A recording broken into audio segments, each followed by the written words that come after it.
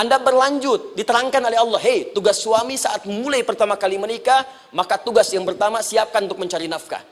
Bagaimana caranya ya Allah? Diturunkan oleh Allah. Satu, jangan takut kehilangan rezeki. Jangan pernah mencuri, jangan pernah ngambil punya orang, karena punya kamu akan saya berikan sempurna. Kamu ngambil punya orang, maka kamu akan menyulitkan diri sendiri. Itu akan dikembalikan pada yang berhak. Ya, turun Quran surah ke-51 ayat 22. Dirinci, begini cara nyarinya. Quran surah kedua ayat 168. Kalau Anda ingin cepat baru bergerak, rizkinya sudah dapat. Quran surah kedua ayat 172.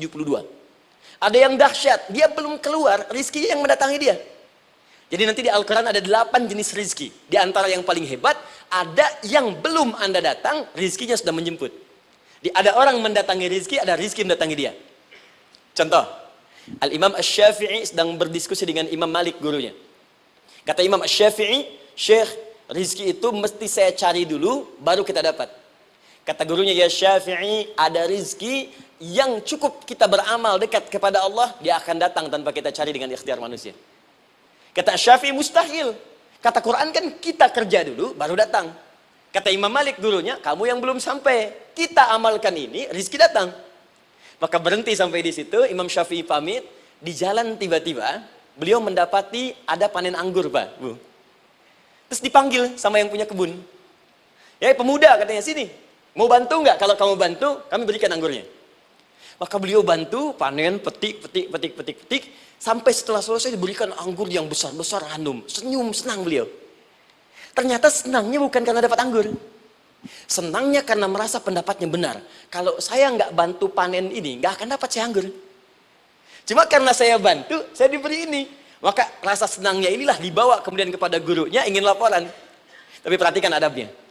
Dia tidak mengatakan, guru, nih saya benar. Kalau saya nggak ikut panen, nggak dapat saya ini. Perhatikan kalimat Asy-Syafi'i. Guru, tadi saya di jalan, dipanggil oleh pemilik kebun, ikut panen anggur. Begitu saya bantu, saya diberikan anggur ini. Beliau tekankan dengan kalimat yang kencang pada kalimat, begitu saya bantu, saya dapat anggur ini. Imam Malik tersenyum mengatakan, Masya Allah Syafi'i luar biasa. Ini siang begitu panasnya. Tadi saya mau keluar ngajar, terfikir di benak saya, Allah, kalau ada anggur yang besar-besar, enak rasanya. Tiba-tiba kamu datang bawa anggur. Ini Imam Syafi'i kerja dapat sesuatu, Imam Malik terfikir sesuatu, datang rezeki. Itu ada di Quran surah ke-7, teman-teman, ayat ke-96, paling kanan sebelah atas di mushafnya. Baik, teruskan dulu. Ya, Anda dalam mencari kerja, ingat, kalau Allah yang sampaikan pasti terjadi. Jangan dikira mudah. Kata Allah akan ada persaingan, akan ada kadang-kadang singgungan, akan ada tantangan. Maka mulai petakan tantangan apa yang akan Anda lalui saat Anda mulai mencari nafkah itu. Maka turun Quran surah kedua ayat 214, paling kanan sebelah bawah. Am hasibtum an tadkhulul jannata. Hei, apa kamu mudah begitu saja mengira akan sukses dalam pekerjaanmu? Bahkan bisa diartikan surga, ingin masuk surga. Walamma ya'tikum mathalul ladzina khalau min qablikum. Sebelum engkau diuji seperti orang sukses dulu pernah sukses. Lihat mereka. Nggak ada orang sukses yang instan. Cuman balikan telapak tangan dapat, tidak. Kata Allah, lihat orang-orang dulu. Lihat orang-orang hebat dulu. Bagaimana mereka bisa kaya, bisa sukses, bisa punya posisi. Masat umul ba'sa. Petakan olehmu tantangan apa yang akan dihadapi saat engkau bekerja itu. Satu, kata Allah, ba'sun. Ada yang ringan. Ya, ba's. Ba'sa jama' dari kata ba'sun. Dua, dara'. Dia sudah menengah, jama' dari kata durun. Tiga, zilzal. Ini yang paling tinggi puncaknya. Jadi kalau Anda sudah mendapatkan ini, yakinlah, berarti Anda akan mendapatkan posisi yang tinggi. Karena mustahil orang besar diuji dengan ujian yang kecil. Zilzal, ini bagian ketiga.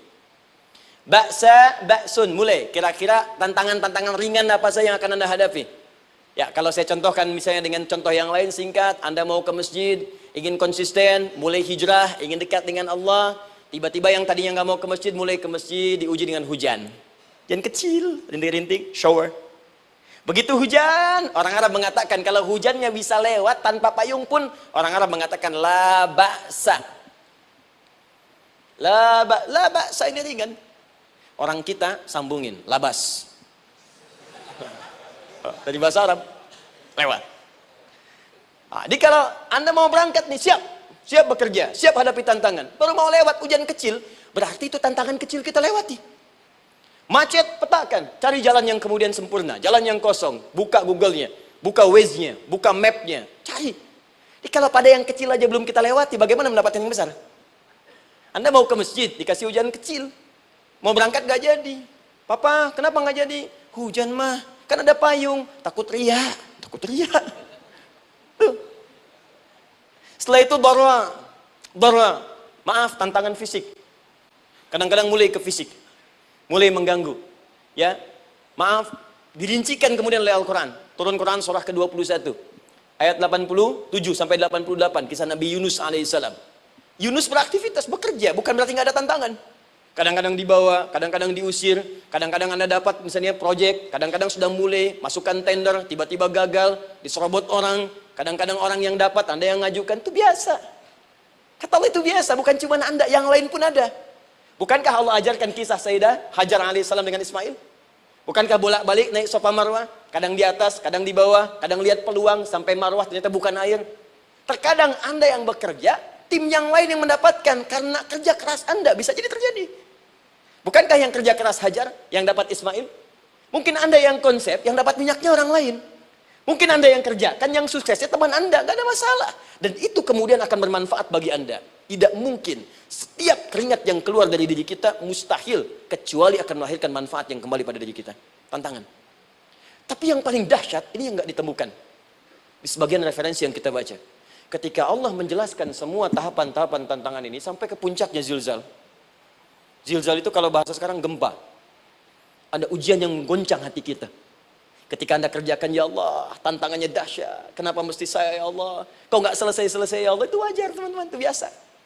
Kata Allah, orang dulu saja mengatakan, mata Nasrullah, kapan ini selesai? Berbahagialah kalau teman-teman sudah mendapatkan tantangan puncak yang paling tinggi ini. Ini artinya Allah sedang mempersiapkan Anda menjadi orang besar di kemudian hari. Dan cara mengatasinya diturunkan Quran surah ketiga ayat 142, paling kiri sebelah atas. Perhatikan dahsyatnya. Yang pertama diterangkan tantangannya, yang kedua dijelaskan cara mengatasinya. Saya mau berhenti sampai di titik ini, nanti saya terangkan cara berinteraksi dengan Al-Quran. Ya, perhatikan baik-baik.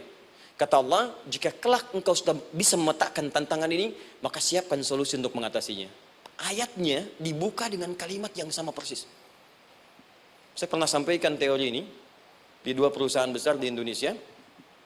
Yang pertama ada salah satu perusahaan, karena ini direkam saya nggak sebutkan perusahaannya, perusahaan otomotif besar, sedang turun gratis, kemudian juga ada inflasi yang tinggi. Terus saya terangkan teori Quran. Dia praktekkan berhasil, Pak. Padahal saat itu saya presentasi di depan non-muslim. Non-muslim. Sales-sales se-Indonesia dikumpulkan, saya bedah tentang ini. Dan mereka berhasil. Sampai sekarang naik lagi. Yang kedua sama, ini direkturnya juga non-muslim. Tapi nggak apa-apa kita diskusi. Dan mau mendengar teori ini. Dan praktekkan, naik. Ya, dulu di satu perusahaan minyak juga. Sedang turun, karyawan semua dikumpulkan. Lalu kita bahas tentang ini, kita terangkan. Yang ini yang paling menarik dari Al-Quran. Kalimatnya sama persis. Quran surah ketiga ayat 142. Am hasibtum an tadkhulul jannata. Apa Anda duga akan begitu mudah mendapatkan kesuksesan dalam hidup? Tolong fokus baik-baik. Jangan selalu mengartikan jannah dengan surga. Karena asal kata jannah itu artinya kesuksesan, kebahagiaan yang belum tampak. Surga, kenapa disebut dengan jannah? Karena itu puncak kebahagiaan kita yang belum nampak sekarang. Saya kasih rahasia ya, ini di antara kita saja nih. Kalau ada kata jim dengan nun di depannya, itu pasti tidak nampak, tersembunyi. Apapun tambahannya. Ya, misal, jin kenapa disebut dengan jin? Karena memang ketika diciptakan, dia tidak tampak, tersembunyi. Lawannya ins, karena itu kita disebut ins, karena saat lahir kita tampak. 18 kali disebutkan dalam Al-Quran. Ya ma'syaral jinni wal ins, wa ma khalaqtul jinna wal ins. Jadi jin disebut jin karena memang fitrahnya tersembunyi, gak nampak. Jadi kalau ada jin melakukan penampakan, itu jin sedang kena masalah. Sedang keluar dari fitrah. Sama dengan manusia, harusnya tampak. Jadi kalau ada manusia yang senang sembunyi-sembunyi, dia sama dengan, bukan saya yang bilang, sedang punya masalah. Ke kantor, sembunyi-sembunyi, hati-hati Pak Alfian tuh. Biasa ada pintu depan, masuk pintu belakang. Suami di rumah, buka WA, sembunyi-sembunyi. Bu, hati-hati itu. Pulang lewat pintu belakang, berarti sedang punya persoalan dalam hidup. Setiap ada jim dengan nun, Pasti tersembunyi. Ibu punya janin, rahim, dalam rahim ada janin. Kenapa disebut dengan janin? Jim, nun, ya, nun. Karena sosok itu belum nampak dalam pandangan kita. Nanti kalau sudah lahir, baru tampak. Jannah, kenapa disebut jannah? Karena belum tampak dalam pandangan kita. Nanti kelihatan. Karena itu dalam Al-Quran, kata jannah itu tidak dikhususkan dengan surga. Tidak dikhususkan dengan surga. Kadang-kadang menunjuk aspek kesuksesan yang belum tampak. Anda mau ngebor minyak, minyaknya belum tampak. Belum kelihatan. Anda mau kerja, ya hasilnya kan belum tampak. Baru ikhtiar sekarang. Karena itu orang Arab disebut kaya, kalau mereka mendapatkan kebun yang tak tampak sebelumnya. Kebun anggur, bukan kurma, kalau kurma banyak. Kebun anggur, ada apel, ada jeruk, sampingnya ada sungai-sungai, disebut dengan jannah. Ya, kalau punya unta, nggak kaya di Arab, biasa. Karena yang kelihatan padang pasir, unta, hitam, merah, biasa. Tapi kalau sudah punya kebun anggur, yang sulit di padang pasir ada kebun, itu baru disebut kaya. Karena itu orang Arab kadang mengartikan jannah dengan aspek kesuksesan yang belum tampak. Diartikan dengan kebun anggur, kebun apel, dan macam-macamnya. Perhatikan, am hasibtum an tadkhulul jannah. Apa Anda duga ingin sukses itu begitu mudah? Sukses jadi tidak. Walamma ya'lamillahu alladhina jahadu minkum wa ya'lamas sabirin. Perhatikan baik-baik. Sebelum Allah memastikan pada diri Anda terdapat dua hal yang paling utama untuk mengatasi tantangan tadi. Satu, jahadu. Kesungguhan. Serius. Jadi kalau mau sukses, mesti serius. Kerja serius. Cintai pekerjaan Anda. Ya, belajar anak-anak serius. Pastikan belajar dengan serius. Jangan cuma anak-anak duduk paling belakang, nggak pernah nanya, kadang ngantuk, pulang. Ujian, besoknya mau ujian, baru belajar. Ya, sistem SKS, sistem kebut. Ya, kadang-kadang sejam, Bu, Pak. Saya pernah ada orang di luar ngadu waktu di Libya, Ustadz, gimana ini orang Indonesia? Kenapa? Saya belajar 3 bulan. Besok mau ujian. Teman antum orang Indonesia pinjam catatan saya baru semalam. Dia dapat 8, saya 7,5. Saya bilang, Anda belum tahu sistem SKS itu. Baik, ya. Tapi itu bukan solusi. Begitu ujian selesai, ilmu lupa. Itu poinnya. Jadi kalau hanya sekedar ilmu dipakai untuk ujian, pada prakteknya nggak akan terpakai. Ini banyak anak sekolah sekarang hanya belajar untuk ujian saja. Padahal kalau dipraktekkan, kadang kaitan dengan agama tinggi, Bu, Pak. Fisika itu dengan agama itu tinggi. Gaya F1 sama dengan F2, gaya gerak sama dengan gaya dorong. Gaya sedikit, maka keluarnya sedikit. Pukul kencang, bunyinya kencang. Imannya kalau kuat, amalan jadi banyak. Iman sedikit, amal pun sedikit.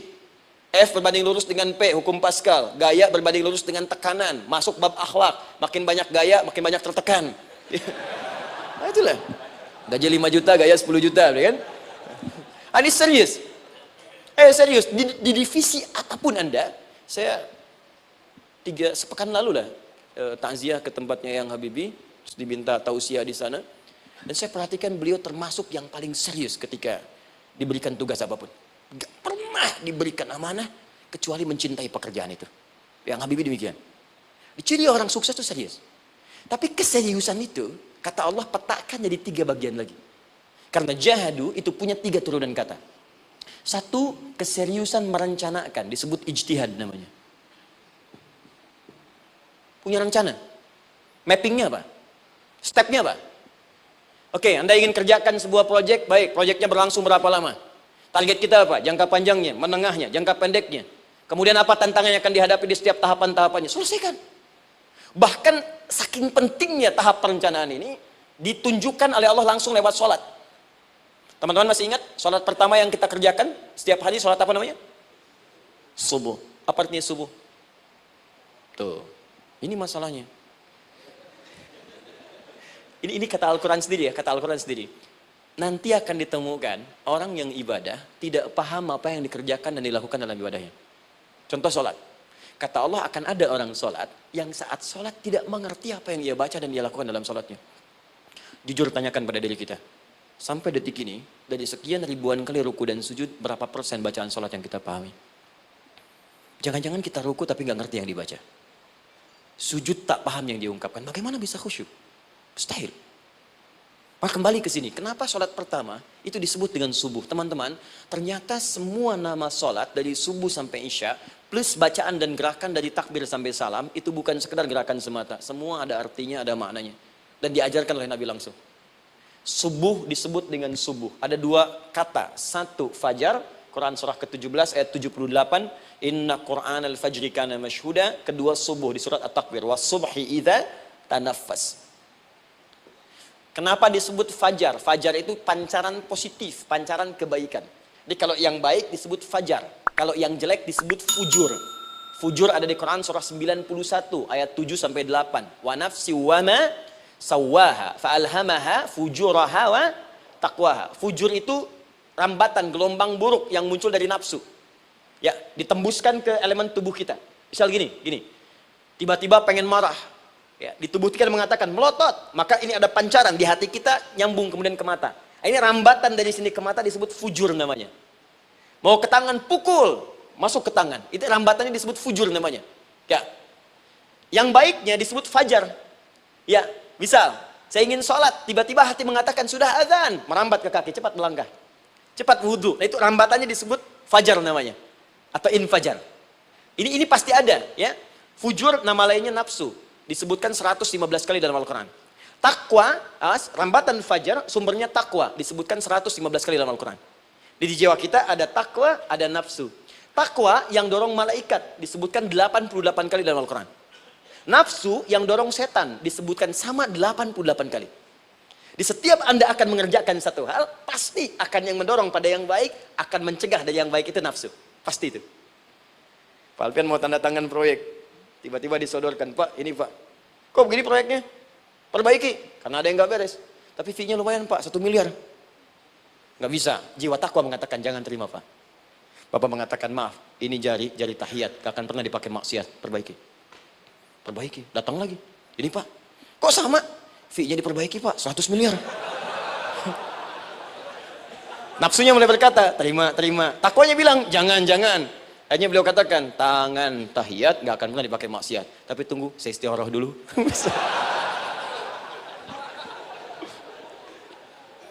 Nah, waktunya, ini salatnya disebut fajar. Kenapa disebut fajar? Karena saat kita tidur, terus dengar suara azan, Allahu Akbar, maka memancar dari iman kita, rambatan untuk merespon suara itu. Bangun kita untuk menunaikan sholat. Waktunya disebut subuh. Kenapa disebut subuh? Dari kata asbah. Asbah itu artinya yang siap dengan rencana. Ya, orang Islam tuh nggak ada yang bangun dari tidurnya, kecuali punya rencana jelas yang akan dieksekusi di hari itu. Makanya sebelum kita bekerja mengeksekusi itu, kita datang menghadap Allah. Supaya Allah berikan kemudahan di setiap aktivitas kita. Coba lihat manajemen Nabi. Bukankah sebelum tidur beliau istighfar dulu? Dirinci pekerjaannya. Dicatat yang akan dikerjakan besok. Istighfar 70 kali, 100 kali. Sehingga dengan istighfar saat tidurnya tenang. Coba kita biasakan. Ada yang baca Quran, ada yang istighfar. Kalau nggak percaya silahkan cek. Begitu Anda lakukan, tidurnya enak.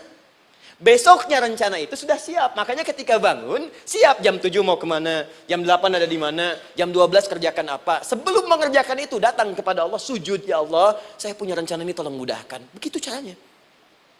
Itu yang disebut dengan subuh. Nah, sekarang kembalikan, peta hidup kita mau seperti apa ke depan? Ijtihad. Yang kedua, kalau sudah jelas konsepnya, visinya sudah ada, maka jihad. Yang kedua, jihad. Jihad itu eksekusinya, aksinya, actionnya, perjuangan fisiknya. Rencananya apa? Tahajud malam nanti. Bismillah. Jam berapa? 2:30. Baik, yuk kita mulai rencanakan. Eksekusi rencananya. Bagaimana cara kita bangun 2:30? Pasang alarm. Jam berapa alarm dipasang? 3 kali. Pertama 1:30, kedua 2:4, ketiga jam 2:04. Baik. Alarm pertama untuk mematikan alarm kedua. Alarm kedua matikan alarm ketiga. Ketiga siap-siap. Baik. Siap bangun. Jihad. Awas, ini penting ya. Jihad itu jangan dipersempit maknanya kepada situasi peperangan saja, tidak. Banyak jihad itu luas sekali medannya. Karena jihad itu perjuangan fisik. Dan maaf sekali, dalam konteks perang pun bukan menyerang orang. Tapi membela diri saat diserang. Di Islam itu bukan agama ekspansi. Cek di sejarah, nggak ada Islam menyerang. Yang ada itu membela diri saat diserang. Atau saat orang lain dizalimi dan kita diminta untuk terlibat, kita membantu. Ini bukan dalam konteks sekarang yang banyak dibincangkan. Tembak orang, bom orang, nyerang orang. Bukan. Itu waktu kejadian bom Tamrin itu pertama, saya di Lampung posisinya. Itu begitu meledak, duar. Pertanyaan pertama Pak di Balistani, Ustadz, apakah bom di Jalan Tamrin termasuk jihad fisabilillah? Saya bilang, Pak, sependek pengetahuan saya, jihad fisabilillah itu jihad di jalan Allah, bukan di jalan tamrin. Kaidahnya beda. Nah, misal mencari nafkah itu jihad. Cari nafkah jihad. Quran surah keempat ayat 34, paling kiri sebelah atas. Tugas pertama ketika menikah, kata Allah, ar-rijalu qawwamuna 'alan nisa. Setiap lelaki itu diminta oleh Allah untuk mengatur bagian rumah tangganya. Jadi pemimpin di rumah tangganya. Ya bima faddalallahu ba'dahum 'ala ba'din, karena diberikan kemampuan untuk memimpin. Di pemimpin itu ada di suami. Dan ciri khas pemimpin, Bu, biasanya ciri khas pemimpin apa, Bu? Bukan tegas, bukan. Ciri khas pemimpin itu tidak mau dipimpin. Makanya kalau ada sesuatu, masukkan lewat usulan, jangan beri saran. Kalau saran susah, itu pemimpin. Baik, tapi yang paling luar biasa kata Allah, perhatikan kalimatnya indah sekali. Wa bima anfaqu min amwalihim. Saya berikan tugas untuk mencari nafkah. Ketika seorang lelaki bertugas mencari nafkah, ingat ya, konteks apapun, kalau perempuan nanti bekerja bukan nafkah poinnya. Bisa hobi, ya, bisa aktivitas, tapi nafkah kalau sudah menikah itu ada pada suami. Perempuan tidak. Kalaupun tidak dilarang perempuan bekerja, tidak. Sayyidah Aisyah mengajar, ada yang para sahabiah jadi perawat, ya, ada yang pengajar. Banyak dulu sahabat Nabi yang perempuan mengajar. Ya, kan ada pelajaran-pelajaran khusus perempuan. Ya, ada bagian perawat, ada dokter. Ini kan yang ngandung perempuan, masa yang periksa laki-laki? Ya, ada bagian perempuan tertentu, itu silahkan bekerja boleh. Tapi nafkah laki-laki. Begitu lelaki meniatkan pekerjaannya karena Allah untuk mencari nafkah, itu setiap langkahnya jihad fisabilillah.